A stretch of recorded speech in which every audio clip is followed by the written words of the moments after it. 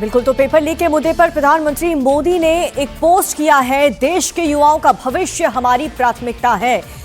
Paper leak पर fast track court का गठन भी होगा। इस पूरे मुद्दे को लेकर के सरकार कितनी गंभीर है, प्रधानमंत्री नरेंद्र मोदी ने इस पोस्ट से क्लियर कर दिया है कि देश के युवाओं का भविष्य हमारी सबसे बड़ी प्राथमिकता है। ये पोस्ट आपके सामने।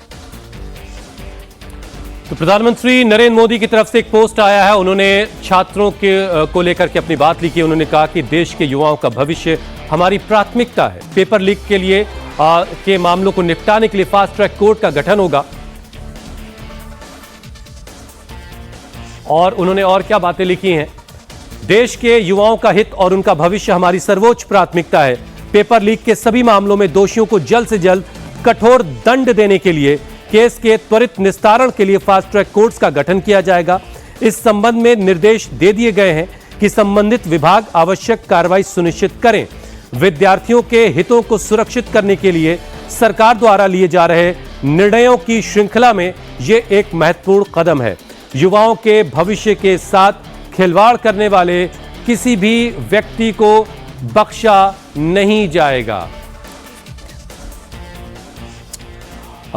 देवेंद्र पराशर हमारे पॉलिटिकल एडिटर इस पर और ज्यादा अपडेट के साथ जुड़ चुके हैं। देवेंद्र, इससे पहले भी प्रधानमंत्री ने जो मंगल मिलन कार्यक्रम हुआ था उसमें भी छात्रों को लेकर के एक बात कही थी, एक बड़ी बात कही थी, और अब एक पोस्ट के जरिए क्या इससे अब आंदोलन जिस तरीके से चल रहा है, क्या इससे कुछ छात्रों को इससे राहत मिलेगी? छात्र इस भरोसे पर यकीन करेंगे और आंदोलन खत्म होगा इस दिशा में? इसे एक बड़ा कदम माना जाए?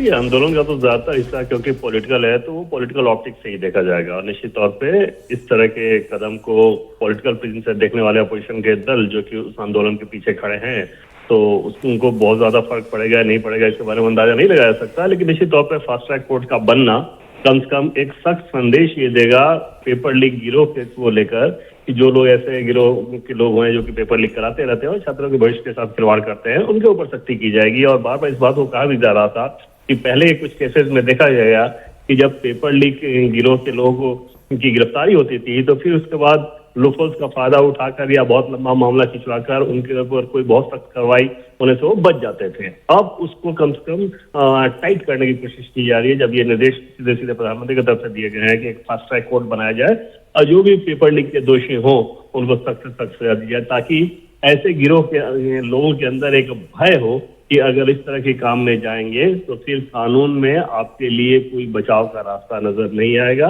और बहुत जल्द आपको सजा मिल जाएगी।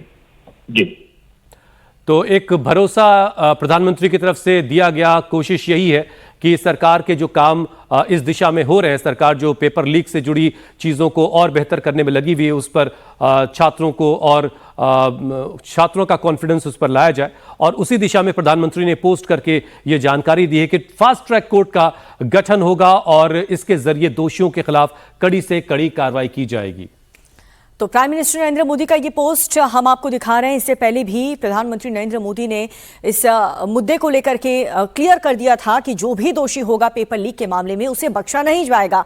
लेकिन अब बाकायदा एक्शन भी देखने को मिल रहा है। पेपर लीक पर फास्ट ट्रैक कोर्ट का गठन होगा। प्रधानमंत्री नरेंद्र मोदी ने यह क्लियर कर दिया है। पेपर लीक के मुद्दे पर प्रधानमंत्री ने बाकायदा ये पोस्ट किया और इसमें यह क्लियर कर दिया है कि युवाओं के भविष्य के साथ कोई भी खिलवाड़ नहीं होगा। पेपर लीक पर फास्ट ट्रैक कोर्ट का गठन होगा और जल्द से जल्द कड़ी से कड़ी सजा उन सभी दोषियों को मिलेगी जिन लोगों ने यह पेपर लीक करवाया। तो इस वक्त की बड़ी खबर हम आपको बता रहे हैं। प्रधानमंत्री ने एक पोस्ट के जरिए साफ संदेश दिया है कि पेपर लीक से जुड़े जो भी लोग हैं जिन्होंने पेपर लीक किया या उसमें शामिल रहे, उनके खिलाफ कड़ी कार्रवाई होगी। और इस कार्रवाई को बहुत तेजी से करने के लिए फास्ट ट्रैक कोर्ट का गठन किया जाएगा। इसके लिए निर्देश जारी कर दिए गए हैं। जो भी संबंधित विभाग है उन्हें तुरंत कार्रवाई के लिए कह दिया गया है। और जाहिर है ये छात्रों के बेहतर भविष्य की दिशा में एक बड़ा कदम है। लेकिन जो कुछ हो रहा है आंदोलन में वो एक पॉलिटिकल मामला भी है और वो एक अलग तरीके से देखा जाएगा।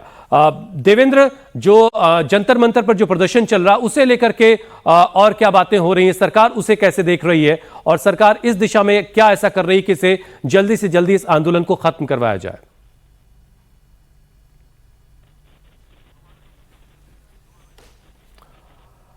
देवेंद्र पराशर हमारे पॉलिटिकल एडिटर इस वक्त हमारे साथ मौजूद हैं।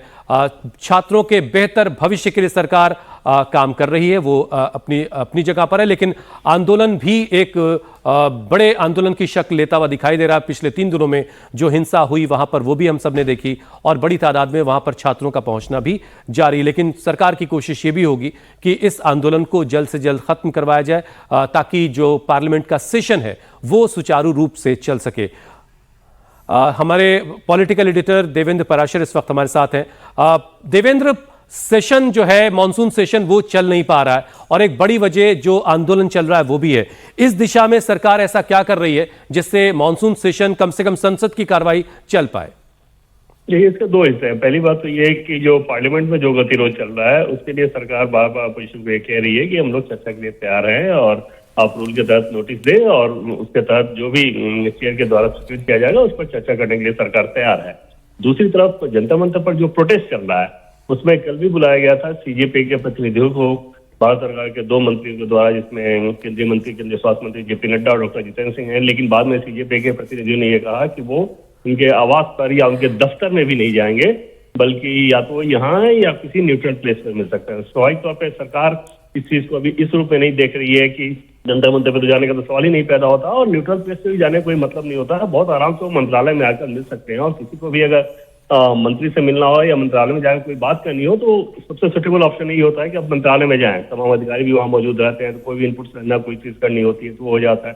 तो जाहिर तौर पे सरकार का ये मानना है कि सीजेपी के लोगों के पीछे क्योंकि पॉलिटिकल फोर्सेज हैं, तो इस मामले को और पेचीदा कराने के लिए इस तरह की शर्तें रखवा रहे हैं। अन्यथा पिछली मुलाकात में जब वो गए थे तो उस मुलाकात के बाद ऐसा नहीं था कि मुलाकात के बाद वो बाहर निकले वो ये कहें कि हाँ जेपी नड्डा जी के घर पे हम लोग आया, हमारे साथ अच्छा व्यवहार नहीं हुआ इसलिए हम दोबारा यहाँ नहीं आएंगे। तो ये सारी चीजें स्वाभाविक है कि क्योंकि पॉलिटिकल ऑप्टिक्स के तहत देखी जा रही है तो वो मामला भी और खींचेगा। लेकिन आज भी सरकार का स्टैंड यही है कि सीजेपी के प्रतिनिधि आए और बातचीत करें और सरकार जो आश्वासन उनको दे सकती है वो देगी।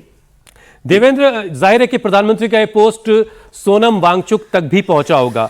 उनकी तरफ से एक इशारा अनशन को खत्म करने के लिए यह दिया गया है कि सरकार अगर जिन छात्रों पर बल प्रयोग हुआ है और जिनके खिलाफ एफआईआर हुई है, इसे सरकार अगर वापस लेने का इशारा देती है तो वो अनशन खत्म कर सकते हैं। ये एक अच्छा संकेत उनकी तरफ से माना जाए? जी, निश्चित तौर पर। और वो इस रूप में लगभग दिख रहा है कि वो कभी भी वो अनशन खत्म हो सकता है, उस तरह का विंडो उन्होंने दे दिया है। अब बस उनको एक एश्योरेंस इधर से चाहिए, जो ऐसा एश्योरेंस जिसपे उनको भरोसा हो। तो वो एश्योरेंस देखने वाली बात हुई किस रूप में दिया जा रहा है, वर्बल दिया जा रहा है या किसी और रूप में दिया जा रहा है। आमतौर पर सरकारें ऐसी चीजों को बहुत रिटेल में नहीं दे सकते क्योंकि जरूरी ठीक है कि चलिए छात्रों के खिलाफ कोई कार्रवाई नहीं होगी, लेकिन छात्रों के आंदोलन के पीछे अगर एंटी सोशल एलिमेंट आकर वहां उन्होंने पुलिस वालों के खिलाफ हिंसा की है जिसमें 118 पुलिस वाले घायल हुए हैं, तो उनके खिलाफ भी कैसे कार्रवाई ना हो। तो कानून स्वाभाविक तौर पे अपने हिसाब से काम करता है। उसमें देखने वाली चीज रहेगी कि सोनम वांगचुक को जो एश्योरेंस मिलता है क्या उससे संतुष्ट हो पाते हैं। लेकिन रास्ता एकदम से नजर ये आ रहा है कि वो अनशन कभी भी खत्म हो सकता है।